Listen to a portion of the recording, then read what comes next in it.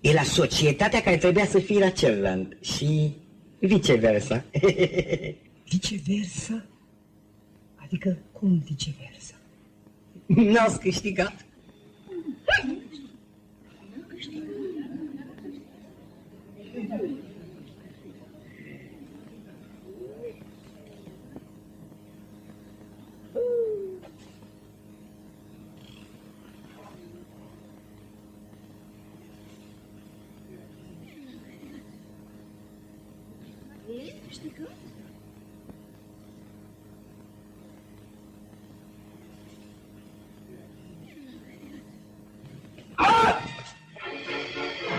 Viceversa? Nu se poate, domnule. Este poate. Viceversa? Asta este șarlătărie, mă înțelegi?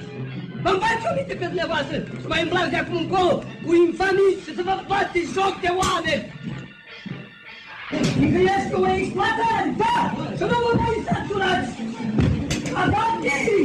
Ce să-și bată scudoarea fiecare omuleț, doar ce să-i crezi vorbește în mofturile dumneavoastră și cu tricotajul de pulse, care noi suntem proști, fiindcă nu ne mai învățăm odată în minte, să venim, mă înțelegi, să ne revoltăm, da, așa să știți, da, așa să știți, da,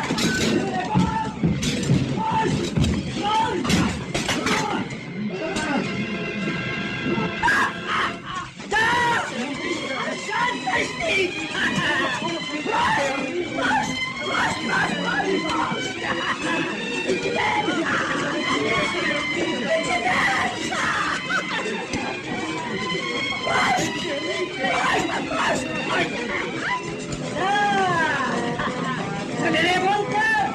Așa să știți! Proști! Proști! Proști! Proști! Viceversa!